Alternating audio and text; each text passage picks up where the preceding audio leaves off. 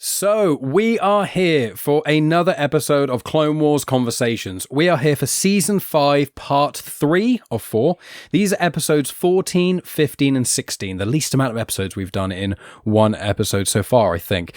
But this is basically Mandalore and Maul. That's these 3 episodes. It's very, very highly rated and very important 3 episodes. But before we delve into that, if you haven't tuned in before, so I am Mike, we've got Dave and also Maff with us. Maff has never seen Clone Wars before. Dave has seen it once before, but because Maff has never seen Clone Wars, we are not going to spoil anything that happens after this, or anything that happens in Bad Batch, or the Tales of series, anything like that, because we will get there in the future. So if you wonder why I'm not referencing those things, that is why, because Maff has not experienced these before. But yeah, we're just going to delve straight on in. Make sure obviously you tune into the other episodes we've done of everything up to this point. But this is the penultimate chunk of Season 5. So I'll go to you, Dave, first. Dave, we'll do a general thought of the episodes, then we'll go into each episode individually because we have a lot more time to do that more specific format as opposed to the generalist stuff that we normally do. But Dave, did you remember these 3 episodes, the significance of them, or anything like that before going in? Not so much before I went in, but I think I remember these episodes more fondly if I think about Season 5 in general. So I know with the last batch, no pun intended, I was quite down. I was a bit of a negative Nancy saying, like, I'm sure I remember 5 being really, really good, and these are rubbish. But you've got that kind of more recency bias, I guess. So the fact that these are so great, all the stuff that came before, it sort of falls into the background. I've already forgotten about the last lot that we did. What, the droids? Yeah, you've forgotten all about the droids, the little dude. I mean, it's just... It's so different, isn't it? I mean, I think I remember you saying that those were George Lucas's favorites. It's like, and then you looked it up, and he's written part of them. Yeah, so he had more of a hand in writing them. That's the thing, isn't it? But yeah, no, really, really good. And I think I enjoyed them more this time. I think there's something about the expectation as well, and especially when you get to the crescendo right at the end. I love using crescendo, but the badassery of everything about it, and you just say, oh, shit. And then I get to the end of the episode, and it's like, crap, I want to go straight on, but we got to bloody stop to have a chat about it. So, yeah, much, much better than what we'd seen before in this season. And I'd say the next 4 episodes are as good as these 3, if not maybe better. Who knows? Who knows? But we can't talk about that because Maff here hasn't seen it. He's the one when Dave and I are like, we know what happens next. We want to watch more. And Maff is like, I have no idea. So Maff, how was it for you experiencing these 3 episodes for the first time? And how mad are you that you're having to wait to watch the rest of it now? Well, it's, I mean, you say that it's only 3 episodes. I was saying to you guys before on Discord, this feels like it could have been a movie. Mm-hmm. That, I mean, it wouldn't fit because without seeing Clone Wars, you wouldn't understand a lot of the characters. But this would just, I watched it in one sitting and it was like, wow. And when you finally get to that last episode, and it's like, oh, but knowing what Star Wars is like, I know this may not get referenced for quite some time, and that if ever, and that who knows. But it's like that could have been, that I would have gone and watched that in the cinema and thought that is 10 out of 10. It was just so good. There were so many little things. I'm playing Star Wars Outlaws, so like seeing the different crime syndicates as well, thinking, oh, I actually know some of them now. But previously, I just thought it were the Hutts, and that were kind of it. But then when you start seeing Maul pulling them all, it was just like, it set off. It's like one of those episodes where it sets up and it just didn't stop. There wasn't really much of a lull at any point. It wasn't the fucking droids where it's like, oh, we're walking across a planet for, who knows how long. It set up and it was like, just come with us, and it was brilliant. I just instantly, when you kind of see Maul and Savage in the, kind of nearly frozen to death, the Mandalorians coming, and it was like, right, what's going to happen? And it just kind of kept building and building, and I kind of kind of going a bit too quick here, but just so much happens, and you just at the end of it, I kind of sat there for a bit thinking, what have I just watched? That is amazing. Something happens in the last episode, and you're like, God, that's the peak of the episode. And then another thing happens, and you're like, oh my God! You're like, how have we got over these in one episode? It's like peaking a peak. Yeah. But before we get there, because we're all chomping at the bit to be able to talk about that, we have to, as you pointed out, Maff, we have to rewind because we're all very excited, but we can't blow our loads too early. No premature celebrations here. We'll stick to episode 14. We'll rein it all back because there's a lot to dissect here. I'm very glad that we decided a little while ago to split this up so we get a bit more time talking about this. So we'll loosely try and talk about the episodes where we can. We'll hold off our thoughts on the last two big bits because we'll talk about them the most. But before we get into that, let's talk about the first episode. So we've got Eminence. So we've got Bo-Katan's first appearance with a speaking line because she was in a prior episode, but she was just about not speaking. We've also got Maul and Savage Opress coming together with the Mandalorians, primarily Death Watch, who have obviously appeared in loads of other Clone Wars episodes, which again, to your point, Maff, like this in some ways would be cool as a movie. But the problem is that when you start delving deep into so many elements of why this works, you really have to watch so much. Like all the Satine stuff, it was all a build up to all of this. The start of this arc doesn't work really unless you know the intricacies of Mandalore's politics. But you've got Pre-Vizsla again by Jon Favreau. The Vizsla clan are in the Mandalorian series. They go way back. One of the first person made the Darksaber. I think he was from the Vizsla clan. And they essentially, the Death Watch and Maul and Savage, who are calling themselves Siths, which is quite interesting, they team up and say that one of my favourite lines in all of Star Wars, which is just amazing, which is basically, Satine will learn the burden of peace. The Duchess will learn the burden of peace. And you're like, the burden of peace. Like that's, and the way Maul says it and all that is just so brilliant. So I want to come to you first, Dave. So Mandalorians and also the political side of things. You aren't as fussed about the Force side of the things, which is what Maul is constantly saying throughout these episodes. He's like, Pre-Vizsla, calm down, listen to the Force.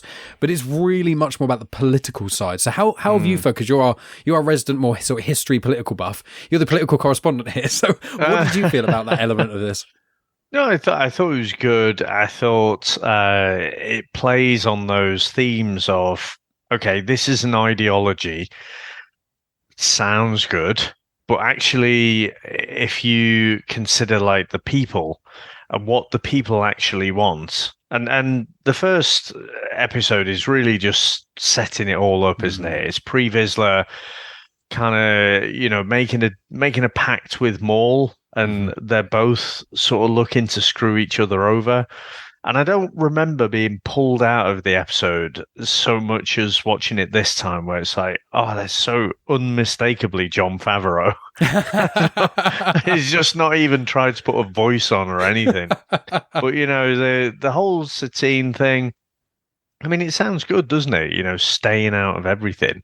But ultimately, when you get attacked, people want that defense. I mean, it's how the Emperor takes power, isn't it? In Revenge of the Sith, this illusion of this threat. And it is that it's played a lot in politics, isn't it? So, the invasion of whoever it is, it's people on small boats here. It's people coming across the Mexican border in the US. It's this illusion that there's this invasion, there are people coming in, so pacifism doesn't really kick it when you're feeling threatened. So I mean, I thought that bit was all played out brilliantly. Amazing. And Maff, what about yourself with this element, and especially with you seeing Bo-Katan in this position as a terrorist, really? Yeah, I didn't realize at first that Bo-Katan, the voice, is actually the lady who plays Bo-Katan in the Mandalorian. Yep. I didn't realize that. You can imagine when she did pop up on the Mandalorian, all the fucking Clone Wars fans were like, "Holy shit!" Katie Sackhoff, yeah. Whereas I thought, oh yeah, okay. Yeah, she's been since the start, and they've modelled some of the look of her slightly on Katie as well. So you've got that. It's more so in Rebels than obviously Mando, but it's amazing when you get one character playing the through line. Well, sorry, I think the thing is, you then kind of get a feel of them. You kind of, I mean, again, I've spoiled by seeing stuff that happens further down the line, but you can see where it's all come from. the problem with the Satine thing with the peace, same as the Jedi, they want to be, they don't want to get involved with stuff. But the problem is, you're going to get screwed over. There's always a bigger fish. There's always going to be someone who's going to come along, and that. If you don't want to fight in the wars, that's fine. Keep out of it. But you need an army. You need something.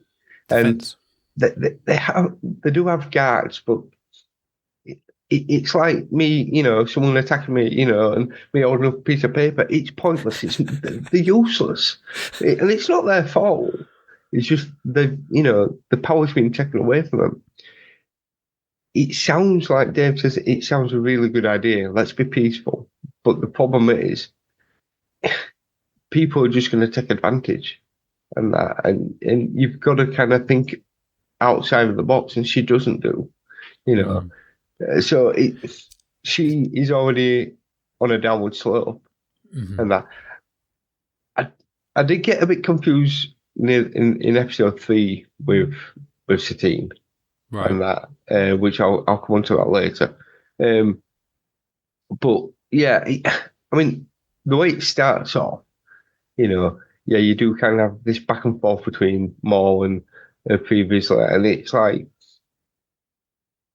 you can see how naive he is, Pre Vizsla.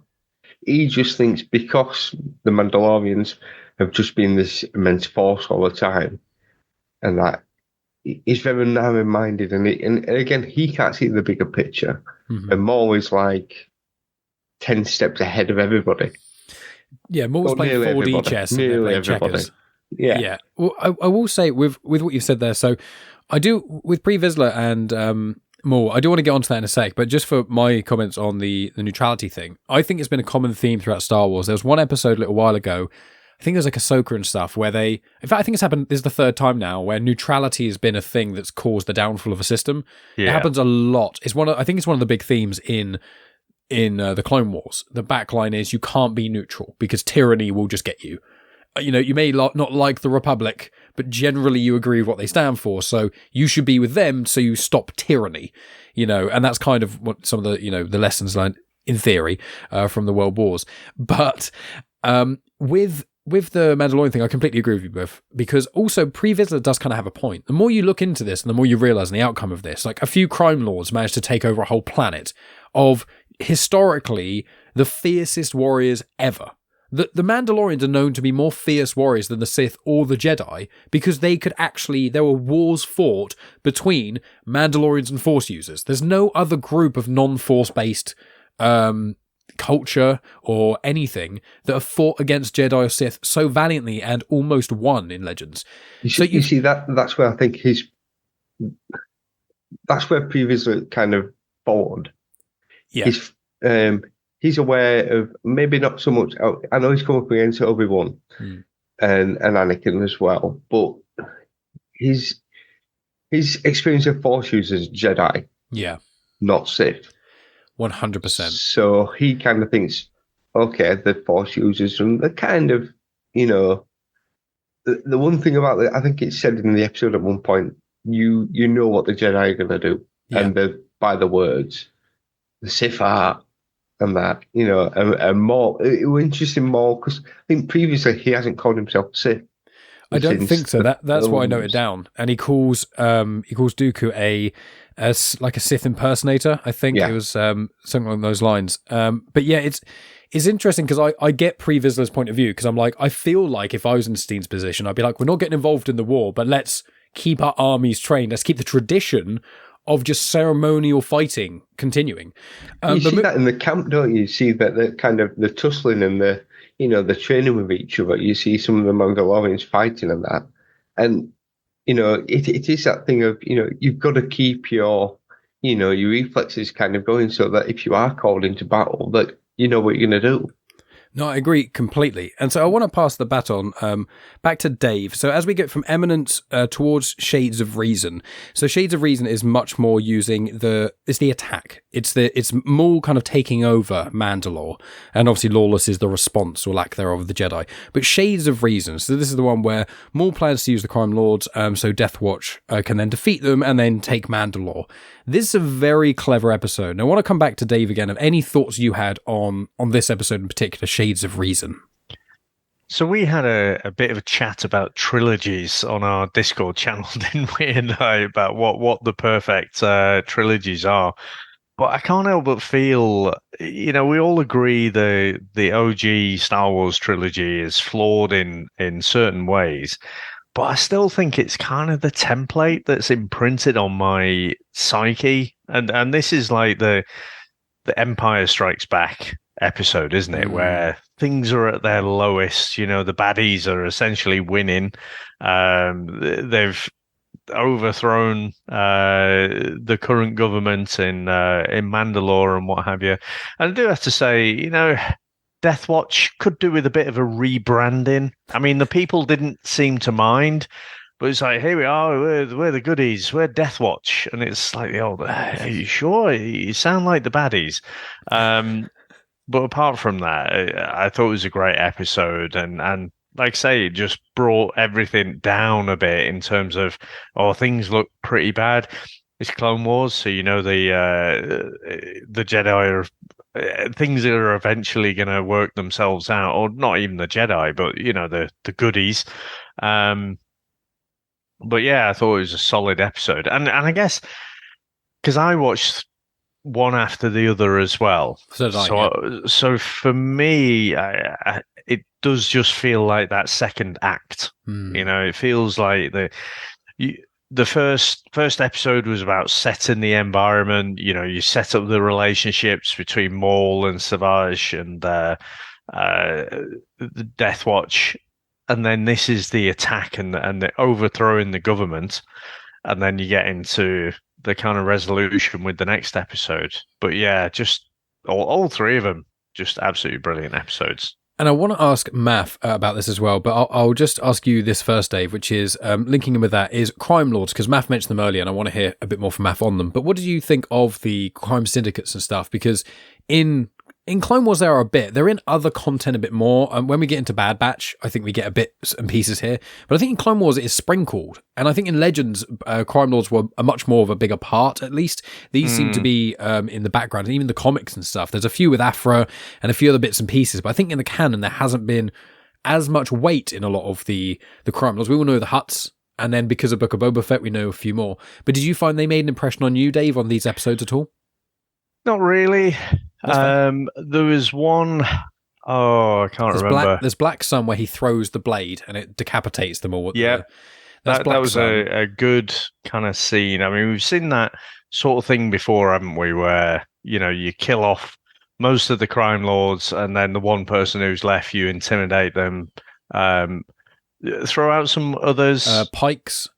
The Pikes are the ones who remind me of something of Transformers the movie. Something about their heads. No, they're is it Ashkeys who have got the robot kind of masks?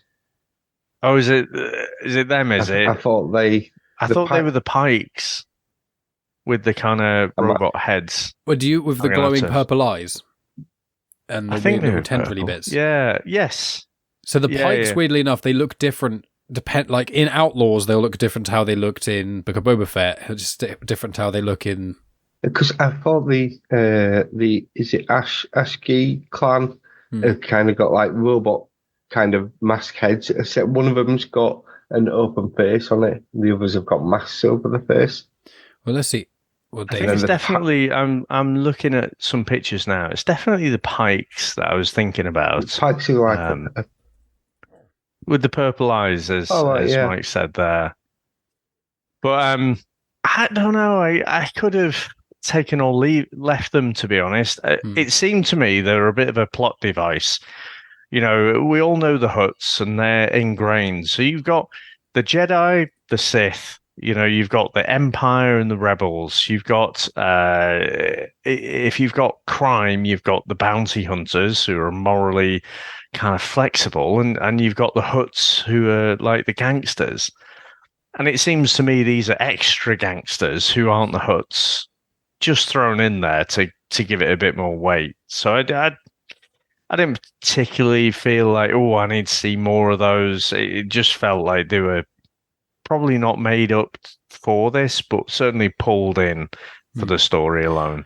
Well, Pastor Maff, but I will say what's interesting is in Solo, a Star Wars story, so obviously Maul is head of Crimson Dawn, and Crimson Dawn is a very powerful syndicate, which Maff is aware of because they're in Outlaws, and Kira's in that. And so with these kind of show some of the breadcrumbs, and there's a future episode of Clone Wars as well, which we'll get to at some point, and that will have like a 5-second scene with certain crime lords discussing something, which kind of sets off what was established in Solo. So it's interesting stuff there. But Maff, what have you thought about Shades of Reason as a whole, and also any of the crime lord stuff, and basically anything before we get to Lawless, which is what I know we all want to talk about. But tell us about your thoughts on the second episode of this and the crime lord stuff a bit more. For the crime lords, yeah, I got it wrong. The Pikes are the ones with like the kind of diamond heads with it's the Ashai guy vibes almost. Yeah, the Ashai guy have kind of got like a helmet on which sticks out like they're only in Outlaws, antennae. Because I didn't recognize them. I was like, I don't know what you're speaking. So I looked up the Ashiga clan, I think. Ashiga, that's it. Yeah, yeah, from the Kajimi, which is in Rise of Skywalker, that place. But sorry, Maff, yeah. But yeah, again, it's only because I'm playing the game. I kind of I actually recognize some of these. You do, yeah. But it's. I feel it's something maybe they've missed. They could really kind of play on this and probably have done a lot more with the syndicates, because seeing a lot of people kind of stabbing each other in the back would be fantastic to kind of see that and delve into that. They've dabbled at times and that, but they've never really kind of gone into it, I don't think. So it was good to see them, but it felt like it was like, hi, we're the cartel, and then we got killed. And that, but I don't disagree. Although maybe it's trying to show how Maul is just so unfathomably powerful that he can literally in like one afternoon take over like half the major crime syndicates just for a plan that he's like is a plan within a plan. Do you know what I mean? Yeah, because I think Crimson Dawn, when they go to see Crimson Dawn, and one of them throws a knife at him and he just kind of stops it in front of him, turns it round, and it's like, yeah, you're not just messing around with some like gangster. This guy knows what he's doing. And what was, again, showing what Maul is thinking in this episode when, he kind of lets him to prove he's like, no, you're going to take control and you're going to kind of come in and defeat us and show. And he's like, you could see in pre-visual space like, oh, that makes sense. Yeah, we're then the heroes. Because otherwise, like you say, Death Watch. Yeah, because you want Death Watch to come and kind of save you because they sound like good guys, don't they? So again, it was such a good kind of twist by Maul, but yet he's playing around in the background, pulling all the strings. He's already got things planned out. He's already kind of thought, right, I'm going to take complete control of this. Because I think in this one is where he challenges previously as well. Yes, he does. Yeah, right at the end. And that. So, but again, it's that game of chess. The Empire's been doing this for so long. And who trained them all? And exactly. And then seeing this, even with Savage, I think that's one of the issues with these 3 episodes. Savage is a bit of a waste of space. I don't think he's really used that much, apart from Can't say that about Mr. Krabs. Yeah. Brother. It would be better off having SpongeBob, to be fair. Annoy the people. Brother. Hi, brother. It's just a shame. It's the fact that he's just the muscle. And he does a couple little things, like decapitate, some cartel. But he doesn't feel like he's really used. The main 2 kind of people are Maul and Vizsla for a bit. Well, he is a tool, but I'll get more to Savage in a bit because there's more to say about Savage before we get into the next episode. But is there anything else you want to mention about? I mean, there's Olmec who comes back. Obviously, there's the beheading, which is pretty brutal. Like when Maul kills Pre Vizsla, and you see him just lift his blade up and come down, and then there's like Bo-Katan in the way. Yeah. As the slice happens and the angle changes a bit, and it's just his body there, and you're like, oh, like this is the same as what you guys just said. It's like 3 episodes ago, it was like 4 or 5 episodes ago, it was like droids in a void talking and being weird and not. Oh, there's a mirage over there. Yeah. Oh my god. Like genuinely an episode written for like children who are like 6 is that kind of goofy mirage in a desert thing, Looney Tune style. And then you come to this and it's like this is a terrorist cell that's come off of a neutral party system, stepping out of the biggest war of the galaxy ever, and this side terrorist like sect of it is being manipulated by an ex-Sith Lord and they're using crime syndicates to manipulate the perception of this terrorist cell while they overthrow the government in a coup. And you're like, yeah, let's go back to George's favorite episodes, that one with the goofy droid, isn't it? And you're like, how is this the same season? Well, it's one of those where the writer has so much influence. So yes. George Lucas obviously did the droid stuff, but then you look at Chris Collins, who's done these episodes. Now, he cut his teeth on The Wire, and after this, he went on, he did 19 episodes of Sons of Anarchy, he did some couple of episodes of Man in High Castle, and then John Wick 3. So all of those things yes, this is in a Clone Wars context, but you could age up these stories quite easily, couldn't you? And, just especially like Sons of Anarchy and, you think of all those interactions and overthrowing and double crossing and whatever. So definitely what I like about this 3 episodes, because the last batch was rubbish, but when they can really be experimental, this is one of the criticisms that I kind of get with Disney, where everything is narrowed, because you're in this one canon universe and you can't really go off piste. Whereas here, you can see they've given the writer a bit of freedom to do not completely what he wants. I'm sure he had to cut back a little bit on editorial, and I'm sure Filoni kept him in line with like what he could do. But their storytelling is so much more mature, and so I think this a lot of credit's got to go to the writer for this one. I think 100%. Yeah, do you want to add anything? Sorry, I think it is that very fine line that it's a 6+ series. It's really towed the line there. Like you say, decapitations, beheading. It's not seen, but it's Game that of Thrones, kind of. Isn't it?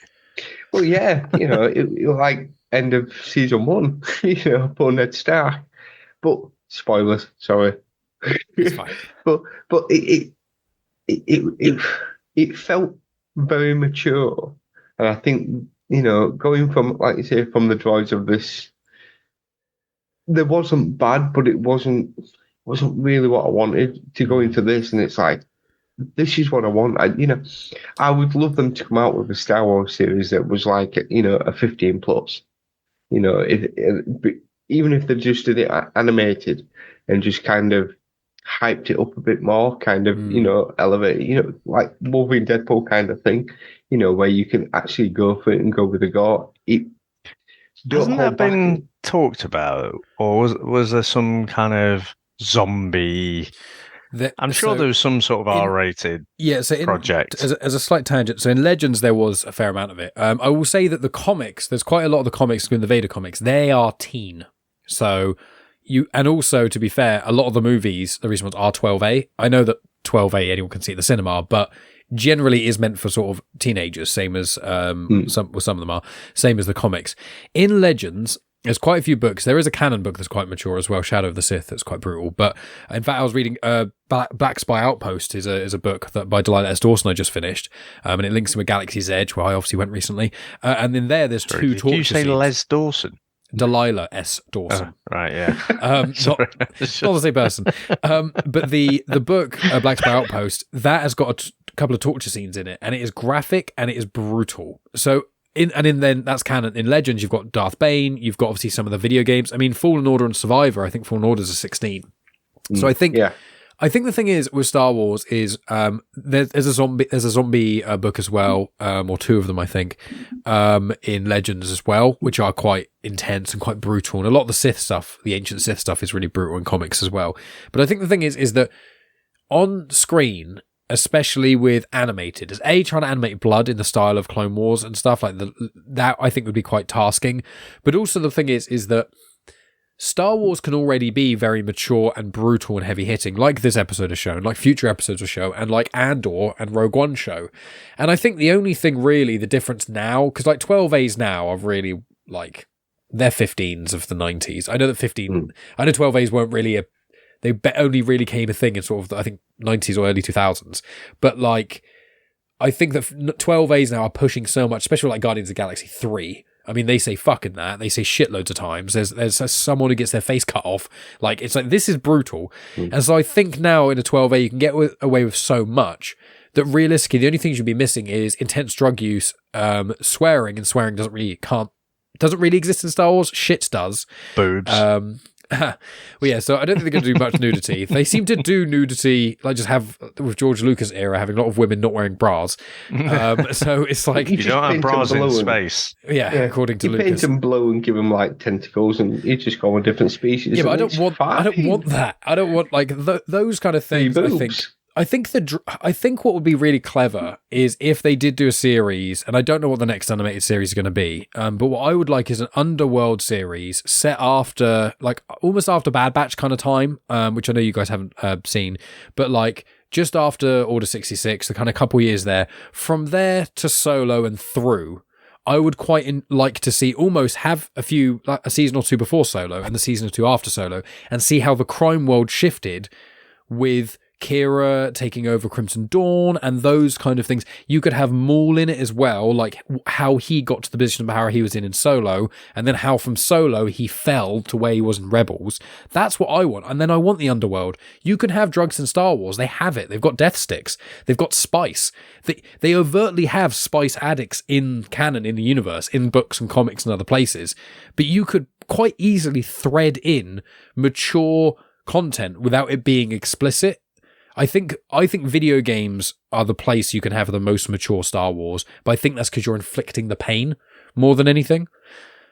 But that's my take, at least, on it all. Is there anything you guys want to say before we delve into Lawless? Anything you want to add? I think Matt's looking at his notes. I think there's a bit where Maul and Savage go and meet Satine. And that, and again, she's her own worst enemy.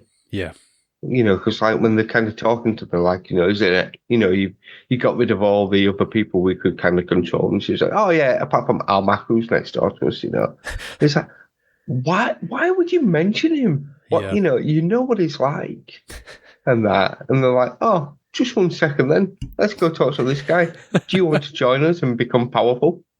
Yeah, here you go. And it's like, she just, considering she was a leader, she just doesn't seem to have that ability to kind of, you know, look ahead of what's come, you know.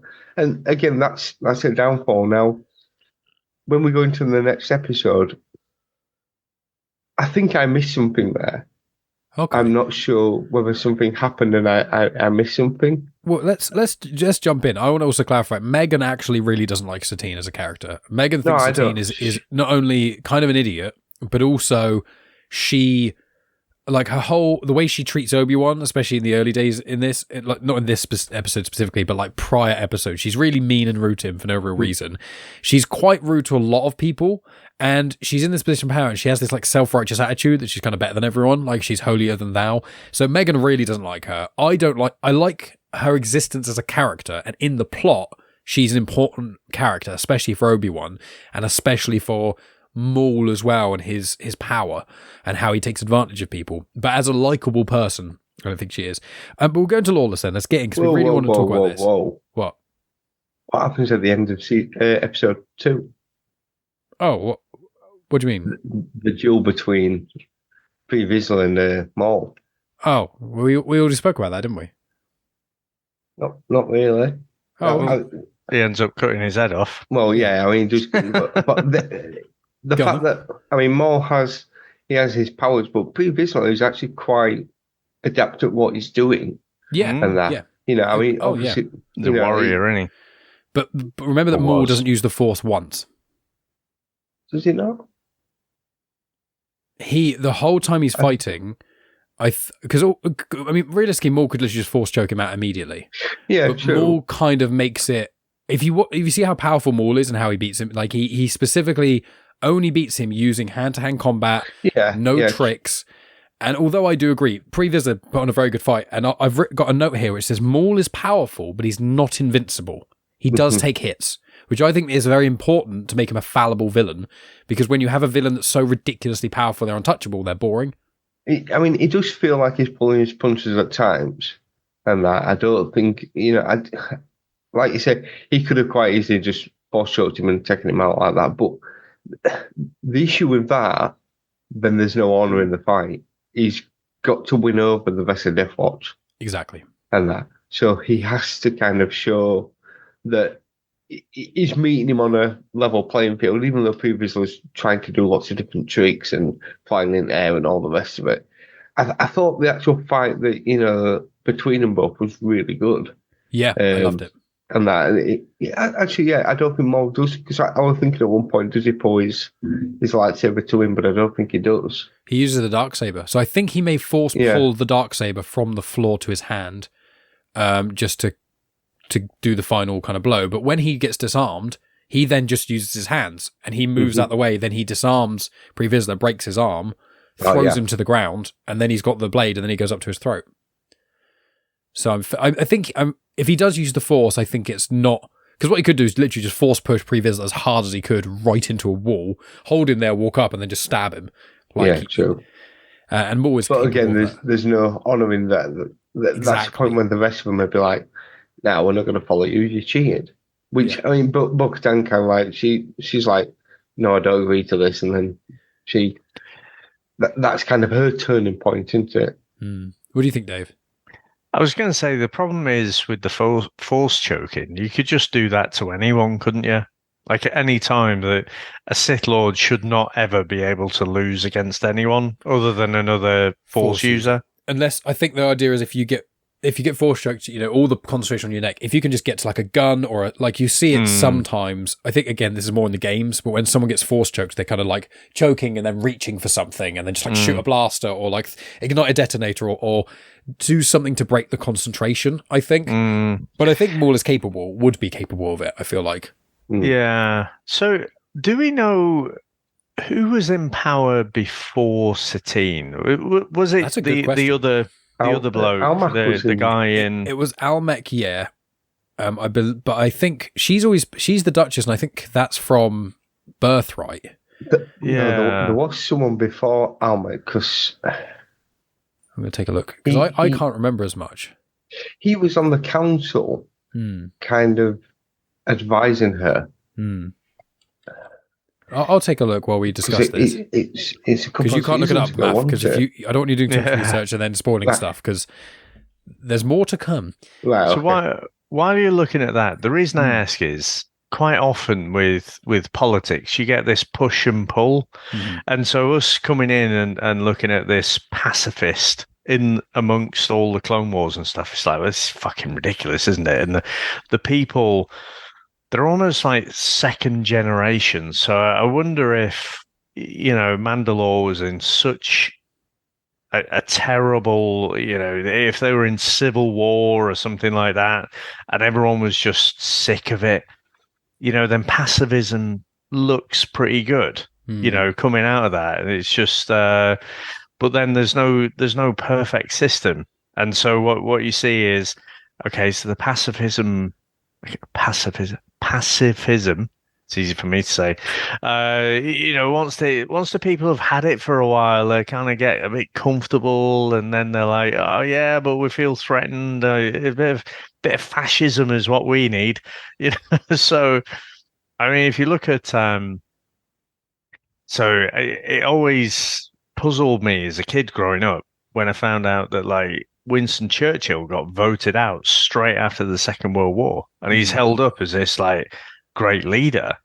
And it's like, what the fuck's going on? Well, why would you do that? Like, he just literally won the war. Why would you vote him out? But the Labour side, the left, well, he had, but also the left, the Labour, they were more left then than they are now.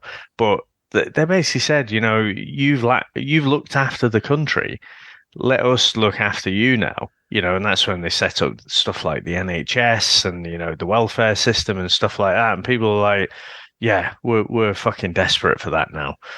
Whereas now, everyone's like, they're going to fucking tax us. So, yeah, it's just, you can never stay too still, I think, in any one political sphere. Well, so I've been looking up, and you make some very good points there, and I think that's correct. I think it's with the whole galaxy. I think throughout, I've been reading quite a bit of sequel era content. Again, Black Spire Outpost, Phasma, I'm on Resistance Reborn, and a lot of it is people basically saying they don't even believe the First Order exists, and the New Republic is just incompetent. Just denying them.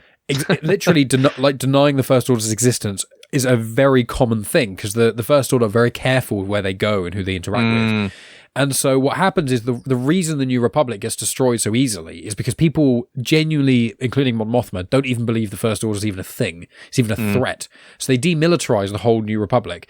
So then that's why Leia and Akbar and a couple of others create the siphon resources and then use their own resources and get people to align with them and fund it to create the resistance in secret, knowing at some point the First Order is going to pop up and rear its head, which it does in The Force Awakens. So it literally even happens within 30 years of the Death Star and stuff being destroyed. So, and people were born after the Death Star, and there's points in certain books where Leia speaks about how people are born not even knowing the Empire existed and actually questioning it being there. So I completely agree, but I've looked up some of this stuff about Mandalore's history, and I'll be quick. So Almec was aligned with Satine in the early days, and they both believed in pacifism. And then once the Clone Wars happened, and basically, because they were forced to take a side and they choose neither, all their supply lines got cut. So Almec started using the black market, which they spoke about in the episodes. Yeah. And then from that, it basically declined. He kept doing more and more and more dodgy stuff for his people until he was being too dodgy. So essentially, there's a lot of information here. I didn't realize there was so much backstory. I think it's spread across, sprinkled in magazine articles and visual dictionaries and stuff. But essentially, the whole time the Satine and Bo-Katan were growing up, there was constant civil wars. There were points where the environment was on severe decline for centuries. They started losing any biodiversity in the whole planet. The agricultural system was getting affected, ultra climate change, all that sort of stuff. And then civil war happened again, destroyed the last of the ecosystem that was left. An ancient city was destroyed as well. And then Satine's father basically sent his daughter to Coruscant, got tutored in diplomacy and stuff. Then the war killed her dad, all that kind of stuff. And it kept happening worse and worse. And eventually, Satine being part of a faction that was trying to vie for change, it eventually kind of happened. And I believe it happened only slightly around the time or before when Qui-Gon and Obi-Wan met her, which is around 41 to 39 years before the Battle of Yavin. So that is So about 10 years before the Phantom Menace. So 10 to 12 years before the Phantom Menace is essentially when all the Obi-Wan and Satine stuff happened. So it's basically a long line of chain of events of just civil war after civil war and running out of resources and people having no choice. And they thought this is the only option. So it seems like the majority of Mandalore just unanimously agreed, let's all do a big truce. And then Satine was just the person at the front. And then, for a couple of decades, basically 2 decades, it seemed to work. And then the Clone Wars really broke it because, again, it's easy to be neutral when there's no war going on. Yeah. So that's a history lesson. But that's what I love about that is that law already existed. None of us knew about it.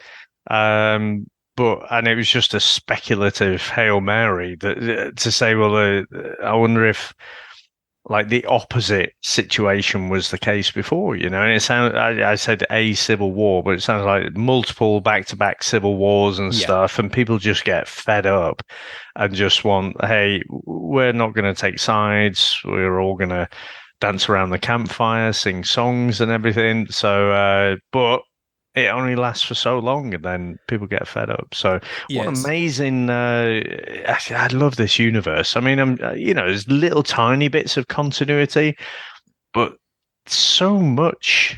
Like, you could take it in any direction, couldn't you? Now, 100%. So many. And there's so much intrigue with Mandalore now. I'd love series going like the last great Mandalorian civil war noted in canon was set around 20 years before the Clone Wars.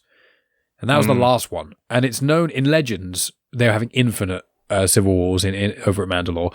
And even in like Rebels, you see certain planets destroyed because of it. So I would love them to go back as they keep going back. I know Acolyte didn't work in a lot of respects, even though I do quite enjoy that show.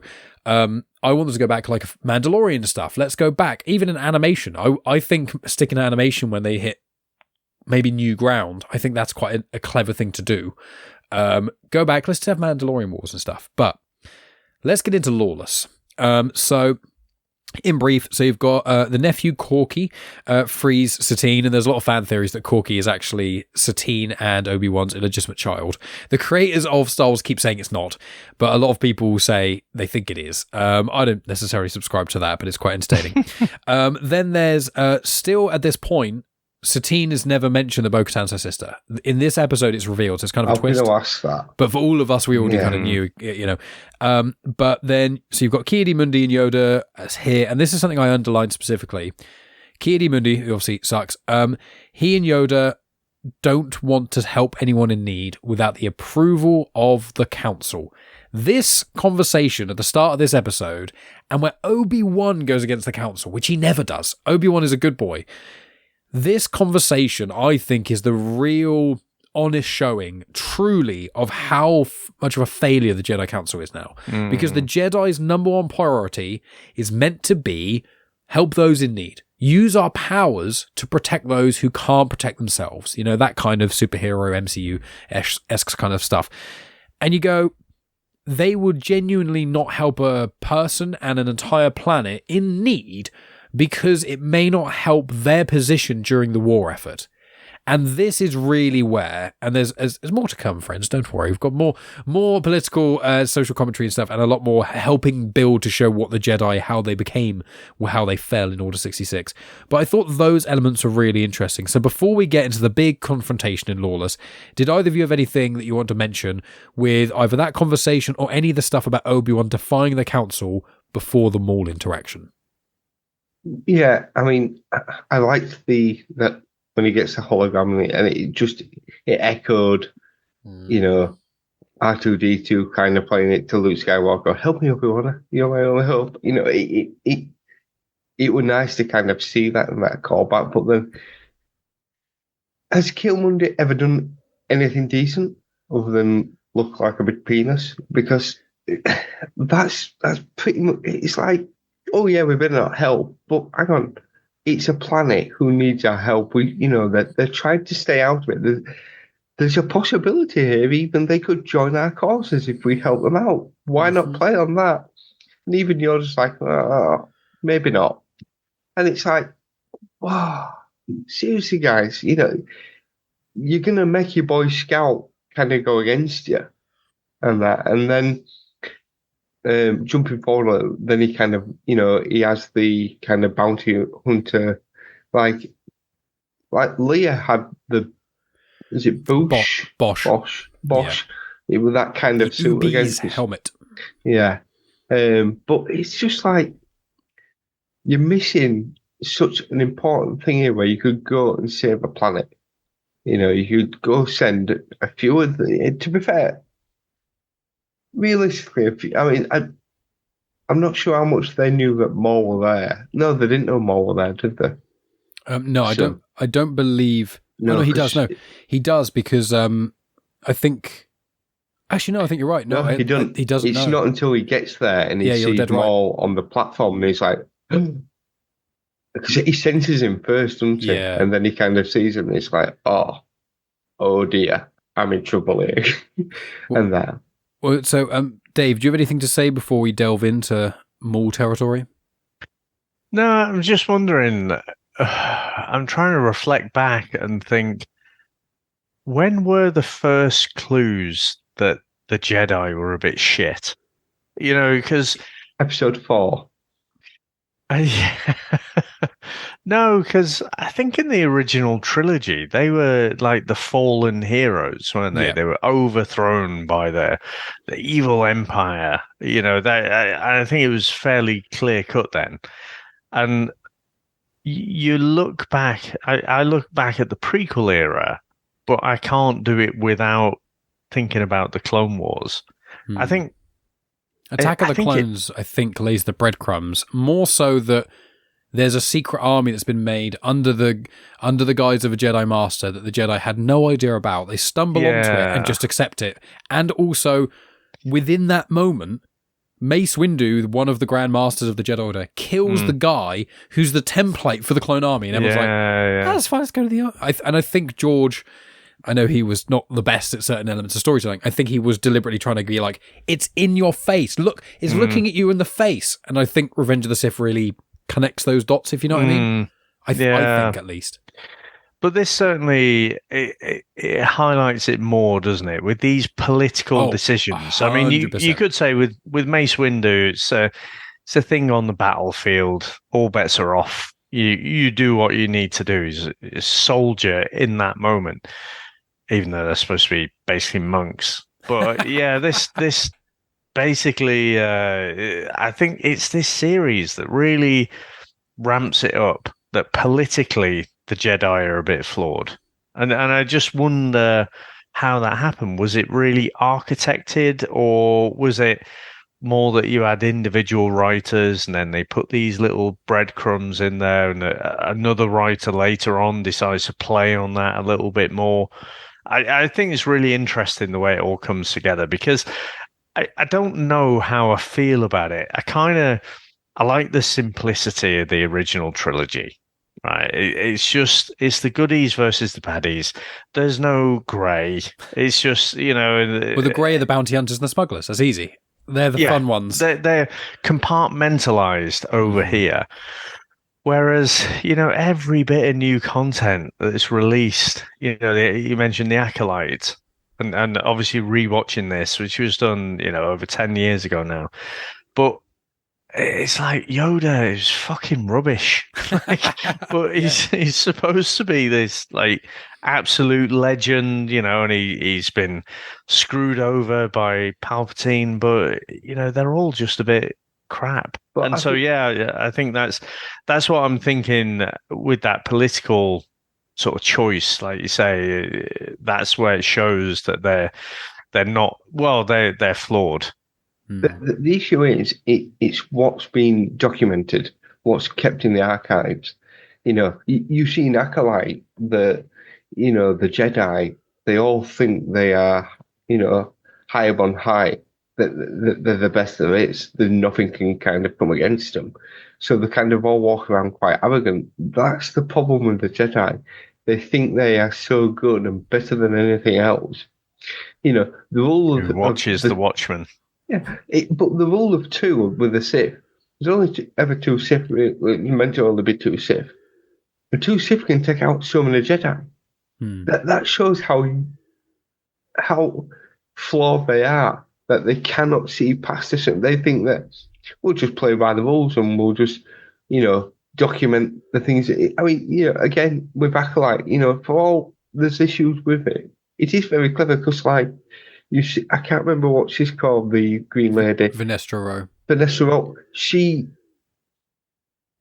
documents what's going to work for her and that. So she kind of fabricates a story to make it work.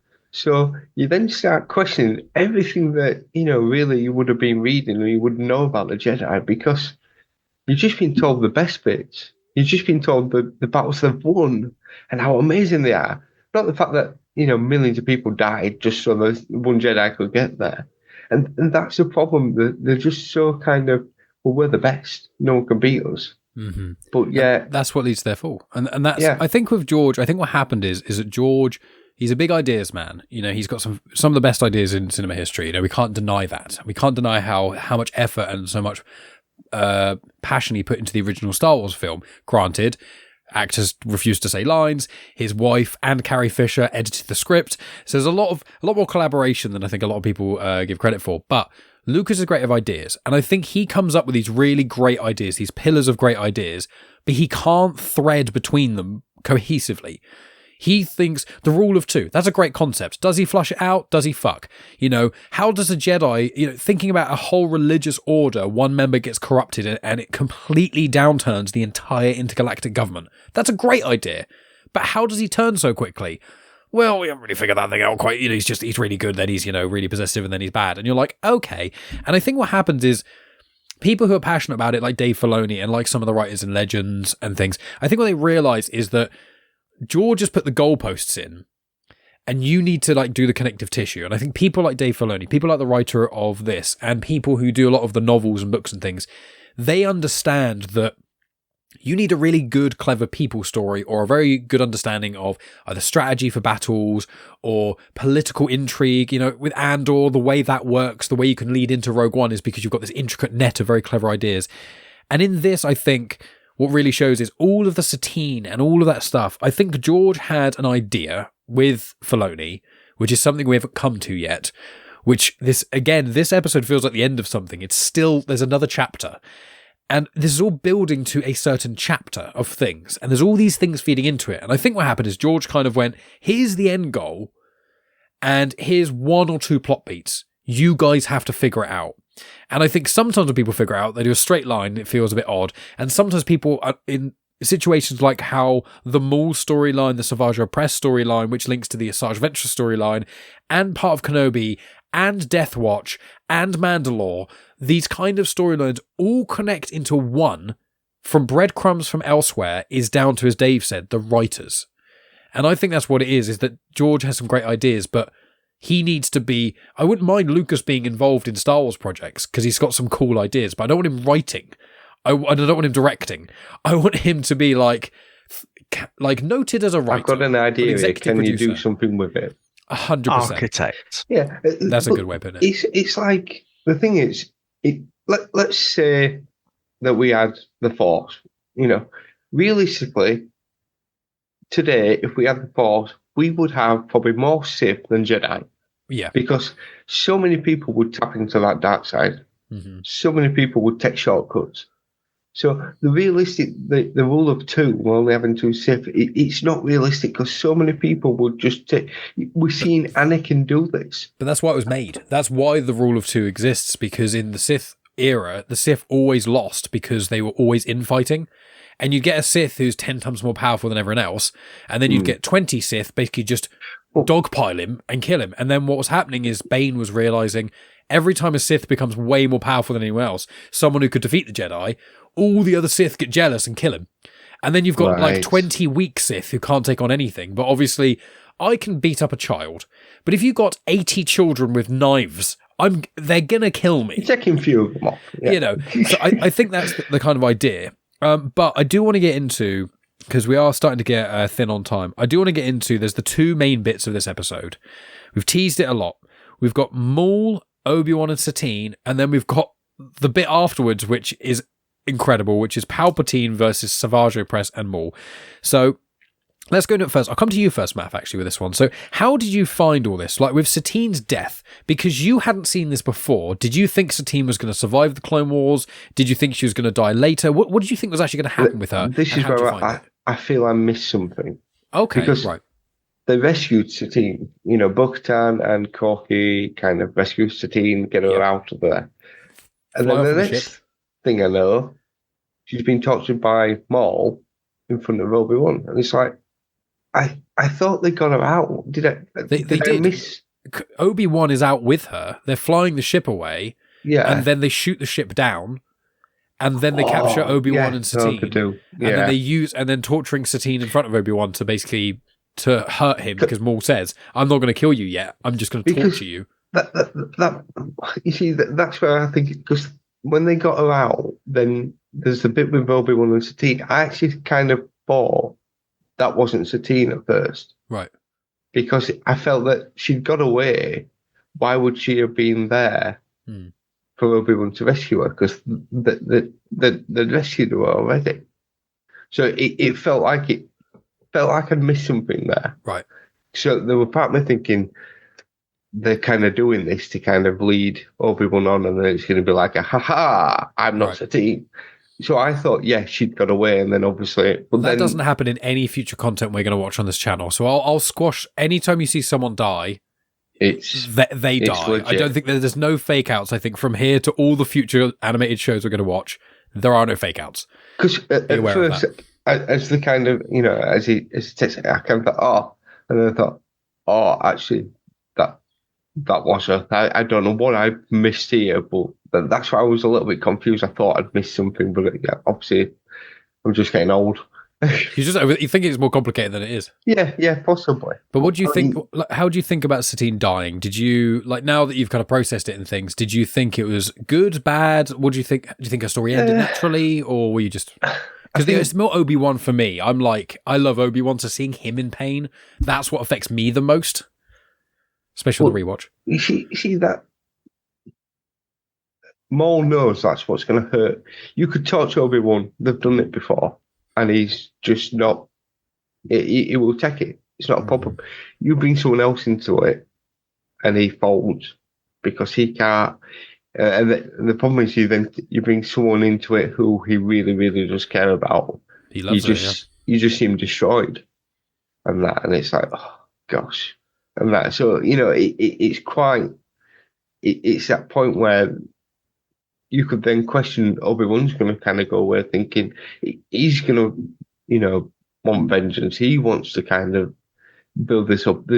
Could there be a dark side creeping in with? I know where Obi-Wan goes, so I know he's not going to turn. But maybe if you didn't know that could have been something they could play on further down the line. Just out of interest, I do want to come to Dave with this, but with Satine, when you first met her, so a while ago, I think it was season 1 or 2 actually, so she's been in for quite a while. Did you think she was going to survive the Clone Wars? Did you have any thoughts what was going to happen to her? Because whenever I show Megan these kind of things, she always goes, well, this is a prequel. So either there are certain things, like not everyone who shows up in these series dies, because obviously, as we know, Ahsoka's not in Revenge of the Sith. Why is that? What did you think? Because Megan's always like, well, are they going to die? They're going to disappear? Or maybe in Star Wars they've been forgotten about and they kind of sideline them cleverly. But most of the time when you see these characters, the question is, why they're not in the movie? So I didn't know if you had that thought. When I first met her, I thought she was going to get kind of possibly killed off. But then when she kind of took power, I thought that's her done with. And they're just not going to address that anymore. Obi-Wan's got no reason to. Because he's part of the Jedi Order now, he's got no reason to kind of go back there, really. They're not going to start rekindling the love they had with each other anymore. And I thought that was going to be the end of it. When she appears again, it's like, oh, well, there's skin in the game now, because Obi-Wan, especially when she kind of sends out that distress call for him, it's like, he's going to have to respond to this. He's going to have to, and it's that White Knight coming to save her. And then seeing that he doesn't do that, it's kind of it's going to be interesting to see where Obi-Wan's, if they address it going forward. Obi-Wan has the worst luck of any character in the whole of Star Wars. He literally has his whole order collapse around him. He watches his master die in front of him before he gets to become a Jedi Knight. He trains the person who destroys the entire Jedi Order in his biggest failing ever. The love of his life gets killed in front of him by his mortal enemy he thought he killed, who also killed his master. Not having a good time, Obi-Wan. But Dave, what do you think of the Satine stuff? And did you remember when you first saw her, what happened to her? Many episodes ago. I didn't. And I was just thinking, he's sort of rivaling Thor, really, isn't he, from the MCU in terms of grim things happening to him. His mum and dad dying, his brother trying to kill him. I've got to say, I feel quite heartless, but just did not care for Satine at all. I didn't think there was really anything endearing about her. I think obviously we were speculating, or I was speculating, her and Obi-Wan had a bit, previously. But when she died, I had forgotten, but I don't know, I just didn't really care. And I think for Obi-Wan. Well, the thing is, as Maff suggested there, if you didn't know where Obi-Wan ended up, I almost wanted it to be ramped up a bit more, for the music to get really dark and for a brief moment for Obi-Wan to really kind of flirt with the dark side almost, but that doesn't really happen. It's over fairly quickly. And Maul does say it, doesn't he? He tries to say, I'll try and turn you, and he's like, you're weak, I'll never turn to the dark side kind of thing. Yeah. But I think because there was so much else going on in the episode as well, I just found it one of the least interesting bits of it, which is weird because she has had a lot of screen time, she's had a lot of dialogue time as well, but there was nothing I don't know. There was nothing I could really latch onto with the character. So yeah, she died. I wasn't expecting it because it's a kid's show. It's not like she's a random clone or a droid or something. But yeah, I don't think it really did anything. It didn't. Because the other thing that the good writers can do, they can make you kind of see, like they can write something in and you can say, oh, that's why they're different in this movie from this movie. It didn't really seem to alter Obi-Wan's trajectory at all. He was briefly sad, but then kind of gets over it. Yeah, I think that's one of the things Obi-Wan, he goes through extreme tragedy, but he tries to become stoic. And I think one of the faults of the Obi-Wan Kenobi series is not leaning into that stuff more. And I think that one of the first drafts of the Obi-Wan Kenobi series was going to be him trying to find Commander Cody and him and Cody dealing with basically PTSD from the Clone Wars. And you get a bit of that in Obi-Wan Kenobi, but they kind of brush over it. And I feel like they almost don't want to spoil what happened in the Clone Wars, almost. But I feel like if they had like a flashback of live action Obi-Wan interacting with Maul and seeing Satine die, and that being like a weight on him as well as everything else, and him being like, I failed with Satine. I don't know what's happened with like Anakin. I don't know what's happened with Ahsoka. I don't know about this. I don't know about that. Everyone's dead apart from Yoda. I think that should have been the more weight on his PTSD stuff. That's what I think would have worked a bit more. With Satine, I'm not fussed about her, but I love Obi-Wan. I hate seeing him in pain, and it kind of makes you realize, like, when he turns a blind eye a lot to Anakin and Padme, and I think it's things like this that kind of show he knows it's not good for Anakin, but he knows what he's lost, and he's kind of like, I can't take that away. And I think this adds to one of the reasons why he didn't want to kill Anakin, because it's like it's shown that he can not only form attachment now, it's shown that he can form an attachment even when he shouldn't, like Anakin does. And that's one of the reasons why he couldn't kill Anakin. He almost does. And it kind of makes you understand a bit more, because it's like, this was the last, him and Yoda are it. Anakin and Yoda are the last things he has left. And Yoda has to go into exile and hiding, and he has to kill Anakin. So I think it does, but I agree it's not as much as it could be. And I want to say, before we get into the sort of other thing that happens in this, Maff mentioned about when Satine's message comes up and it mirrors "Help me, Obi-Wan Kenobi, you're my only hope." There's two other bits I noticed. One of them is when, and this is the bit we're going to get onto, when Maul and Palpatine and Savage, when Maul senses Palpatine, he says, "I haven't felt this since," and looks away. And obviously Vader says that when Obi-Wan gets on the Death Star in episode 4, New Hope. And then at the end, when after obviously Satine's dead and Obi-Wan escapes and talks to Bo-Katan, and he says, "Satine's your sister, isn't she? I'm so sorry." He says to Padme in Revenge of the Sith, "You're pregnant and it's Anakin's baby, isn't it? I'm so sorry." And so there's bits there which they're little subtleties, but I'm like, oh, Obi-Wan needs to get a better vernacular. There's also that thing where I think when Maul has Obi-Wan, he's like, you can kill me, but you'll never destroy me, which is kind of a little Yes. bit along the lines of you could strike me down, but I will become more powerful. I agree. It's weird because I was just saying that to George earlier on today, whilst we were playing around with that. But I've got to know the context. You can't just throw that in. Were you just pushing him on the swings or something? yeah, no, we're just pushing him over. Strike me down. No, we were playing on computer and he beat me on something, and I just turned to him and quit, and he just kind of looked around. It's Star Wars, George, and he went, No context, Dad. yeah. So let's get into Palpatine, Savage, and Maul. The last bit of this episode, then we'll wrap up. So, Dave, did you remember this happening? Because I didn't think this happened in the same episode as Satine. I thought this, for once, although these 3 episodes are near perfect for the story they could tell, I actually feel like this probably could have been 4. The droids one should have been 3, and this one should have been 4. But what did you think of the Palpatine, Savage, Maul stuff? And then we'll get on to Maff's thoughts.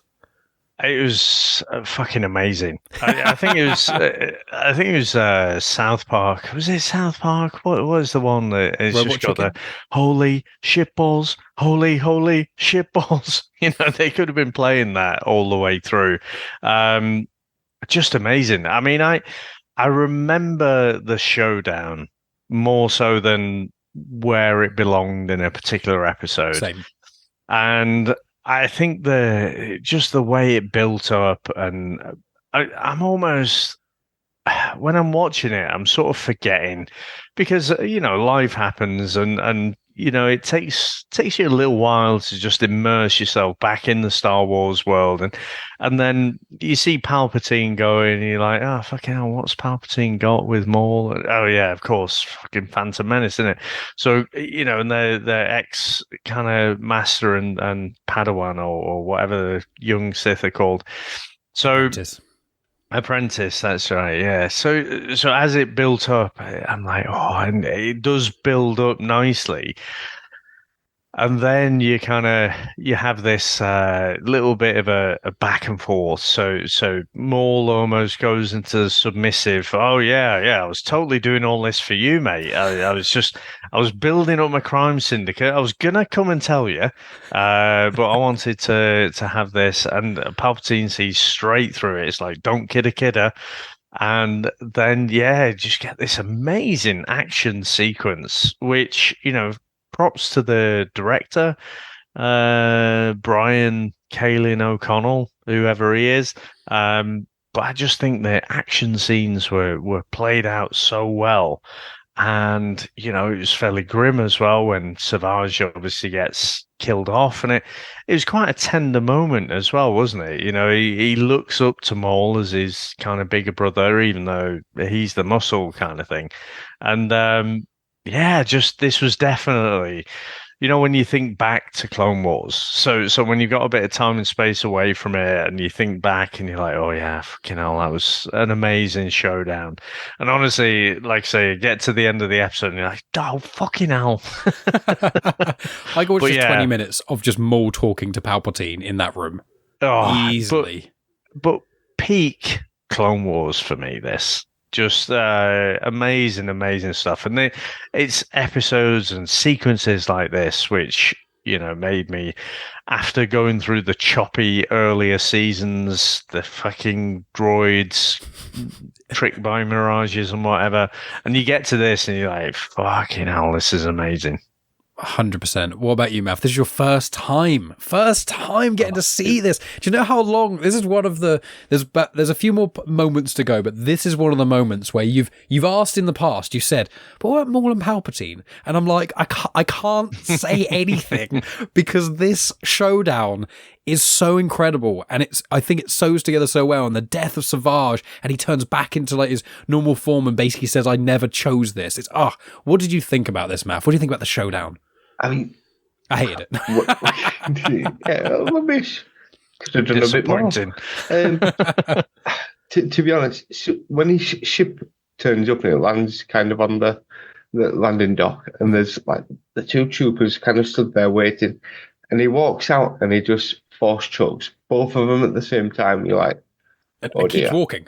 And it's like as if nothing's happened. You just say, oh yeah, and there's a bit of a smile on his face, but it's just like, oh, Daddy's home. And the fear of Maul as well when he sees him. Well, yeah, because again, he walks into the throne room and I think there's another couple of guards, and again, he pulls him into air and the door's open, and then Maul's like, I think that's a bit when Maul's like, I haven't sensed this since, and then it's like, oh, sorry, I forgot to tell you.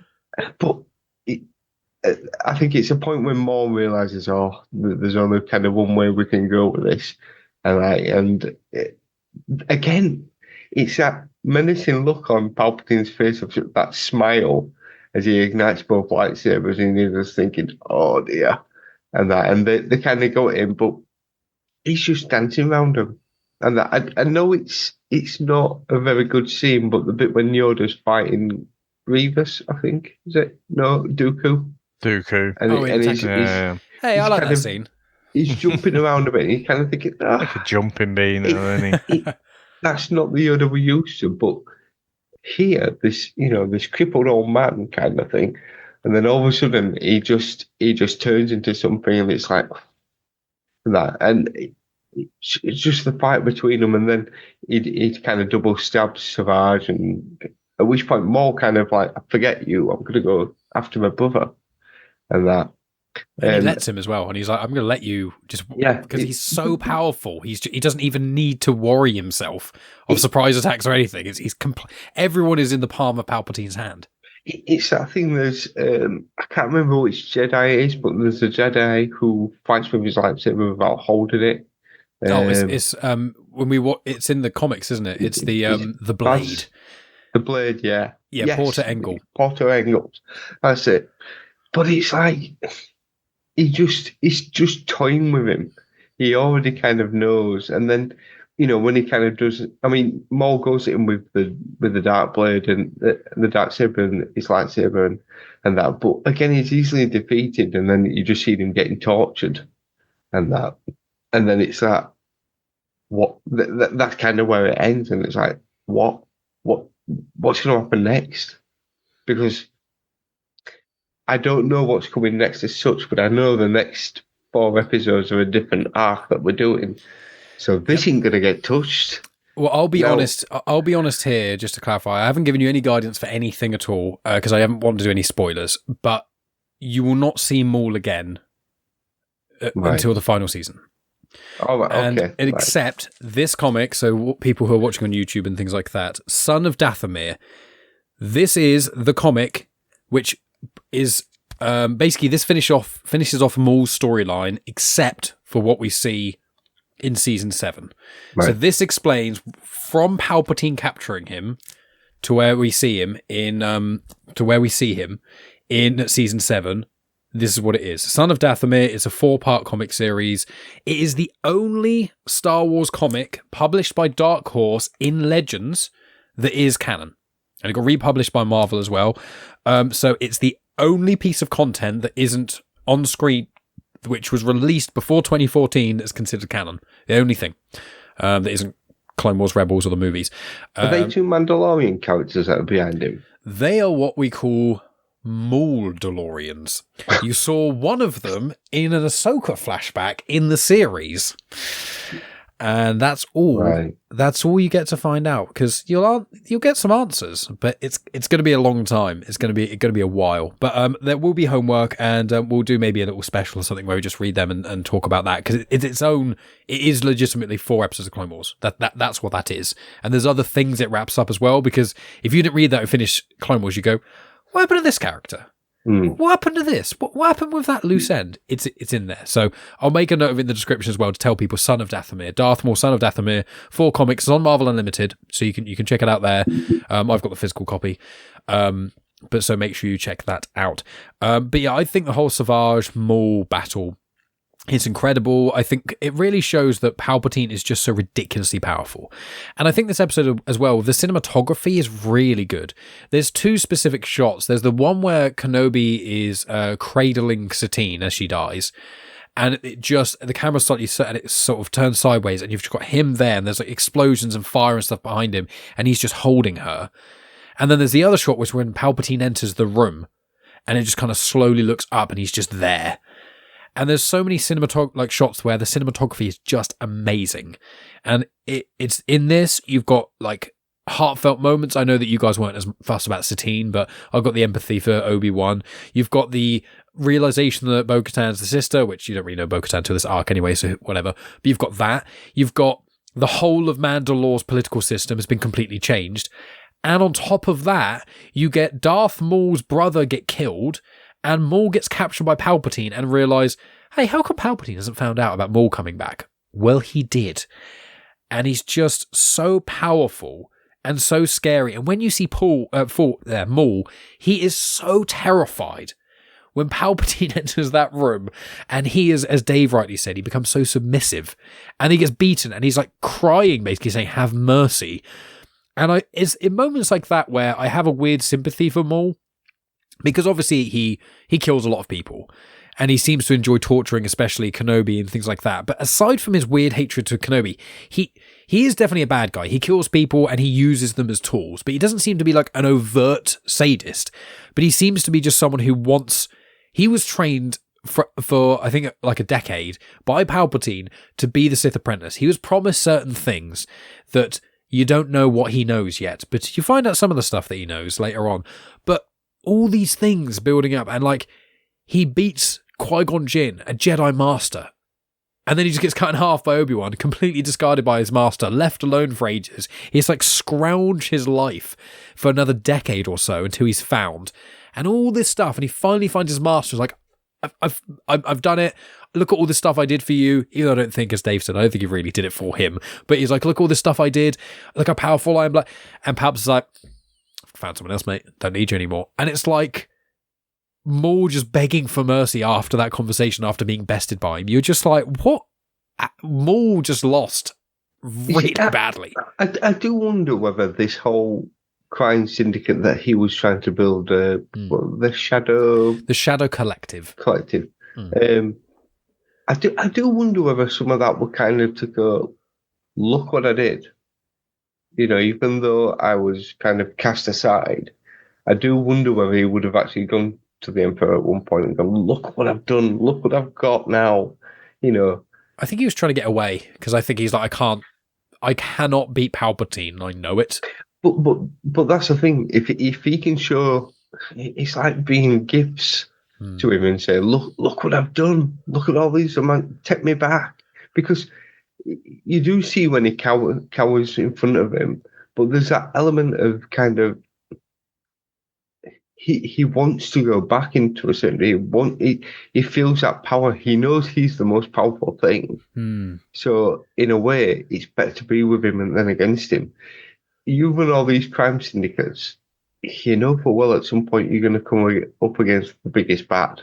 So wouldn't it be best to kind of say, I've done this, you can have it if you want, you can get them to do all you want to do. That's how I think that's what he was trying to do, to build up, because he's not going to be able to beat the Empire. And that he may be able to kind of take control and do certain things, but at some point he's going to get found out. So if he can turn around and go, I bought you a gift, that puts him in the good books.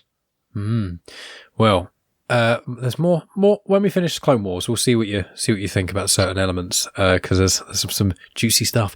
Dave, what did you think about this? And is there any sort of final thoughts on the Maul Palpatine, Maul cowering, or anything else on this episode?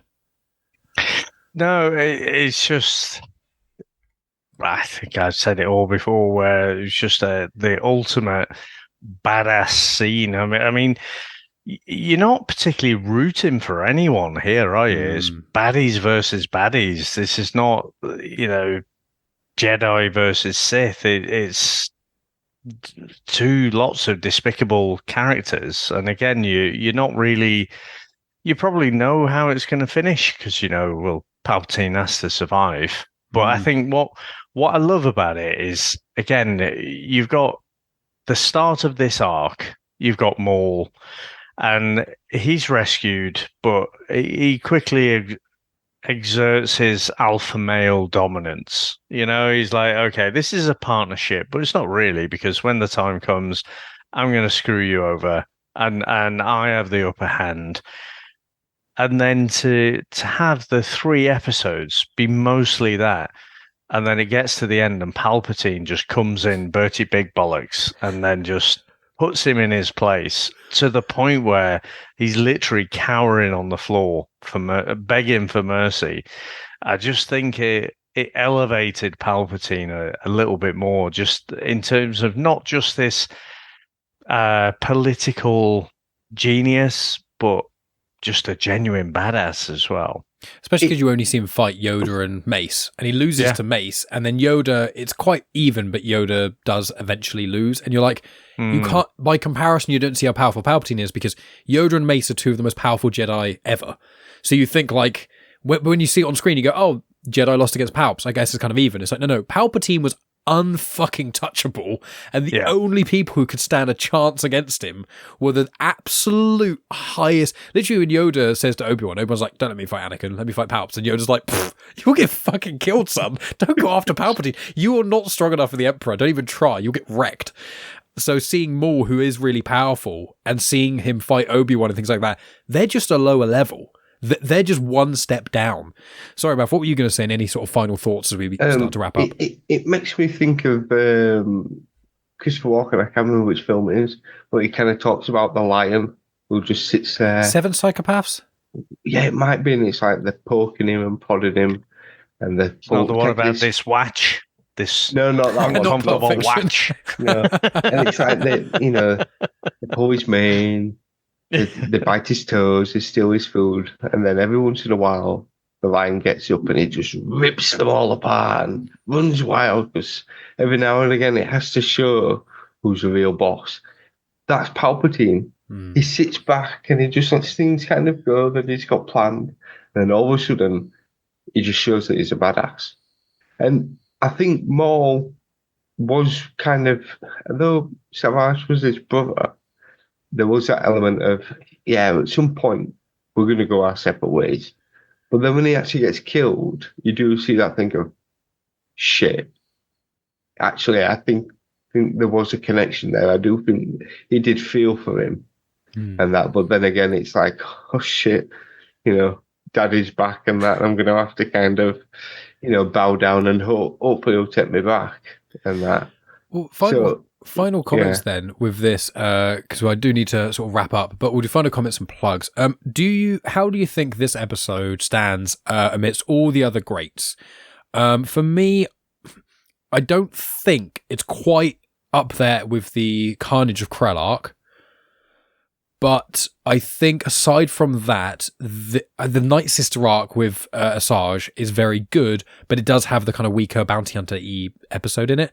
I think for me, it's Krell, then this one. Of what we've watched so far, I must add.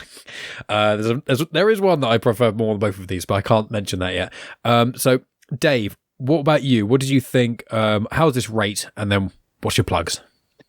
So actually, I said that season 4 Krell stuff, I think is probably the peak for me, but I think because I'm a bit of a contrarianist, I think everyone says, season 5, 6 and 7, they're the best. And I'm like, no, I really, really loved all the things about that Krell arc.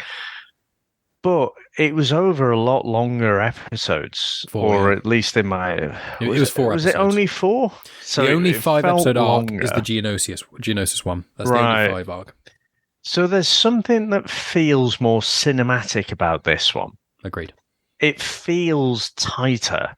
And so I do love the Krell stuff, but actually in terms of cinema, I think I'd probably put this on the pinnacle, to be honest. Nice. And then you, Maff, final words? This is up there. Krell is really good. I also enjoyed the Geonosis one because it had that aliens vibe to it and that. But I think because this just, as soon as it starts, the first of these 3 episodes, you're just kind of going for it. and kind of it builds each time. Like you see Satine die, and then there's a big fight at the end. It seems to just kind of, we haven't finished yet. We've got something else, and it just builds and builds and builds. And the way it ends, you're like, what's good? I don't know what's going to happen next. And the thing is, there's a big blank of what happens with Maul now for me, and that I know I've seen him in Rebels. I've seen where he kind of, but and you saw him in Solo for like 4 seconds. Yeah, and that when he appears with his fancy legs, and that. But it's like I know he's going to survive. So obviously Palpatine takes him to do something, but it's like what? And knowing how powerful we've seen Maul in this, and that again, that just elevates how powerful Palpatine is, and that. So, but yeah, I can't wait for next arc. As we go on in season 6 is a lot more arc heavy. There's 1 or 2 arcs that aren't as good, but from here there's 4 arcs I can say that are very notable indeed. But I'll say at some point we'll read Darth Maul, Son of Dathomir. We'll do it before season 7. So I don't know if either we'll do the next arc and then we'll just do it before we hit season 6, or if we'll finish season 6 and then do Son of Dathomir. Actually, I think maybe we'll do that because season 6 was unfinished. So I think Son of Dathomir was meant to be in that season. So I've said it here now. We'll do the next arc, then we'll do season 6, and before we jump into season 7, we'll tackle the Son of Dathomir comics. So that's got time for people. Do it. Yeah. With you saying season 6 was unfinished, because they kind of did half of it, and then did it lose its funding or something? It got cancelled because of the Disney canon, the Disney buyouts. They stopped. It's called the Lost Season, so it stopped like halfway through a season. The arc it was on finishes, but clearly there was more to go between that and Revenge of the Sith. Then after Rebels got made and blah blah blah, they went back and did the key arcs. I put in quote marks because one of them is definitely not a key arc. When season 6 ends, does it feel like it's like never?